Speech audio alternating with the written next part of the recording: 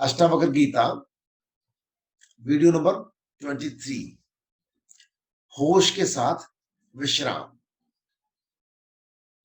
आप देखें कि ना हम सब लोग मोक्ष चाहते हैं। हम कहते ही हैं कि हमारे जीवन का पर्पस क्या है, कि मोक्ष प्राप्त करना है हमने। सब कुछ क्या कर रहे हैं, जो भी भक्ति करते हैं, भक्ति के मार्ग से कुछ लोग मोक्ष प्राप्त करना चाहते हैं, कुछ लोग ज्ञान के मार्ग से मोक्ष प्राप्त करना चाहते हैं। सभी को ऐसा बताते हैं कि हमारे जीवन का लक्ष्य क्या है, मोक्ष को प्राप्त करना है। लेकिन अब देखें कि बहुत से लोगों को मोक्ष से ही डर लगता है। मोक्ष प्राप्त करने से डर लगता है कि मोक्ष प्राप्त हो गया तो उसके बाद कुछ छूट जाएगा। होगा क्या अगर हम प्रभु चरणों में लीन हो जाएंगे, तो हमारा होगा क्या। मोक्ष से ही डर लगता है।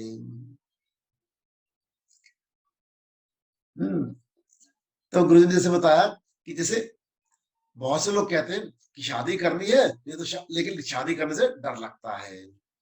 बहुत से लोग गुरु जी को आके कहते हैं कि शादी करनी है गुरु जी, लेकिन डर लगता है ना।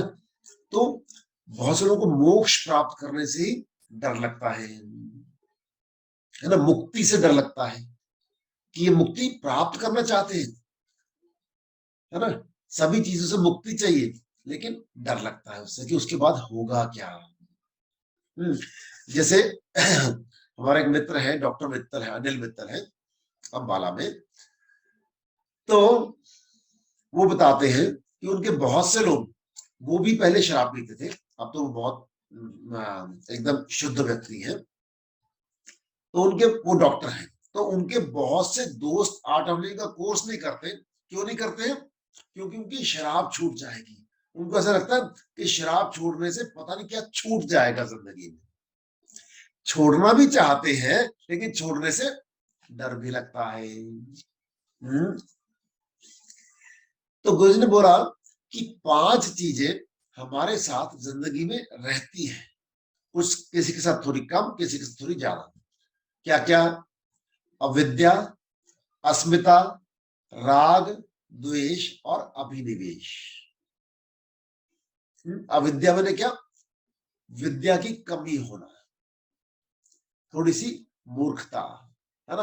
अब देखिए हम सबको लगता है, बहुत बार लगता है ना, कि मेरे को तो कुछ आता नहीं है, ये तो मेरे को आता नहीं है। थोड़ी सी मूर्खता हम कर ही जाते हैं, कहीं ना कहीं कर ही जाते हैं। अस्मिता, है ना, अहंकार। अहंकार कुछ ना कुछ हमारे अंदर होता ही है। जस्ट सी, जितना मर्जी हम अहंकार को त्याग दें, लेकिन अहंकार कुछ ना कुछ रहता है हमारे अंदर। अविद्या, अस्मिता, फिर राग द्वेष। आप देखिए, राग द्वेष जिस जीवन में होते ही है, कुछ तो मन से होते हैं, किसी के प्रति राग हो गया, किसी के प्रति द्वेष हो गया, किसी से हमें प्रेम है, किसी से हमें नफरत है। अच्छा, फिर शरीर के माध्यम से भी हमें राग द्वेष होते हैं। जैसे आपके सामने मान लीजिए एक दूध रखा है और एक गोबर रखा है। तो आपका शरीर क्या खाएगा, क्या पिएगा? दूध पिएगा, गोबर को टच भी नहीं करेगा, है ना। जो भी चीज हमें अच्छी लगती है वो राग हो गया, उसके प्रति राग हो गया, है ना।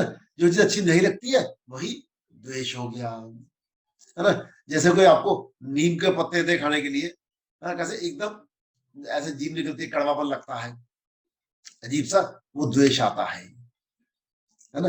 तो शरीर से भी राग और द्वेष होता है, और मन से भी राग और द्वेष होता है। फिर अभिनिवेश। अभिनिवेश मैंने डर, थोड़ा सा डर रहता है हमारे अंदर, थोड़ा सा डर। आप देखिए, जैसे छोटा बच्चा है, वैसे तो मुक्त होता है, लेकिन आप देखिए थोड़ा सा डर उसके अंदर भी होता है। वो सारी जगह खेलता रहेगा, फिर एक आंख से देखता रहेगा मम्मी कहाँ बैठी है ना। थोड़ी देर बाद खेलता है, थोड़ी देर बाद आके मम्मी के पास आ जाएगा, उसके अंदर भी थोड़ा सा डर होता है। जैसे थोड़ा सा डर होता, वो आग में हाथ देने से डरता है, उसको पता है आग में हाथ देने से जल जाएगा, तो वो डर होता है आग का, है ना, ये अभिनिवेश। तो ये 5 चीजें गुरु जी कहते हैं हमारे अंदर होती ही है, किसी में कम किसी में ज्यादा, और थोड़ी मात्रा में होना अच्छा है, जीवन के प्रति हमें आगे लेके जाती है, जीवन में कुछ भी बुरा करने से रोकती है ये चीजें।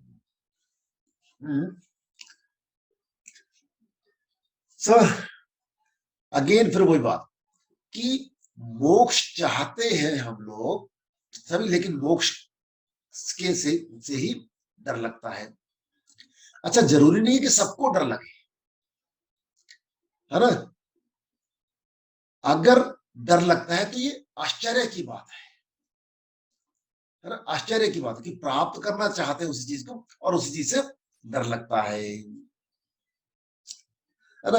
और फिर गुरु कहते हैं आश्चर्य ही करना है, कुछ भी अगर इनडिफरेंट हो रहा है तो हमें आश्चर्य ही करना है। कि जैसे जो आत्मज्ञानी हो जाता है उसको किसी भी तरह की वासना सताती नहीं है, जैसे काम वासना है उसको सताती नहीं है, लेकिन फिर भी अगर कोई ज्ञानी है उसके बावजूद भी वो काम वासना में पड़ जाता है, तो हमें बस आश्चर्य करना है ना।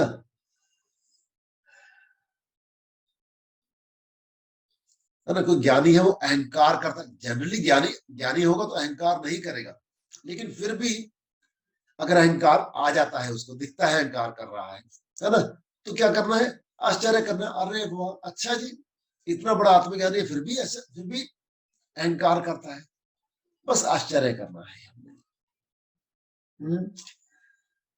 फिर होता क्या है कि जब ऐसी स्थिति हो, जब पता लगे कि ऐसी स्थिति है, तो फिर हम कहते हैं अच्छा अगर ऐसी स्थिति हो जाए तो करें क्या। हमें लगता है कुछ भी स्थिति हो जाए उसको ठीक करने के लिए कुछ ना कुछ करना होता है। गुरु जी कहते हैं कुछ नहीं करना है, चुप बैठो, चुप बैठो। अगर आप कुछ भी ठीक करना चाहते हैं तो जस्ट शांत हो जाओ और विश्राम करो, विश्राम करो। बोध का मतलब है कुछ नहीं करना है, बस सुनना है, सुनना है, और विश्राम करना है। सी करने से कर्म के विकार दूर नहीं होते हैं। जो भी कुछ हम करके प्राप्त करते हैं वह 2 कौड़ी का है, बहुत कम मूल्य का है।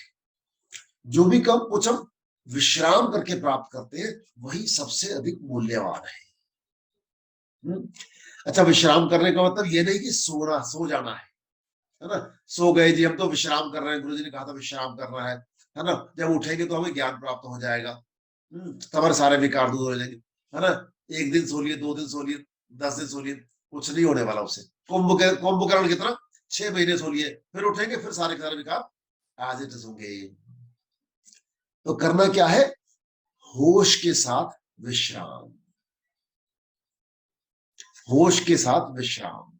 जब हम ध्यान करते हैं तो क्या होता है, हम सजग भी होते हैं, होश में भी होते हैं और विश्राम भी कर रहे होते हैं। नींद में और ध्यान में क्या फर्क है, नींद में हम विश्राम करते हैं, ध्यान में भी हम विश्राम करते हैं, लेकिन नींद में हम होश में नहीं होते हैं और ध्यान में हम होश में होते हैं। तो क्या करना हमने, होश के साथ विश्राम करना है, उसी से हमारे विकार दूर होंगे।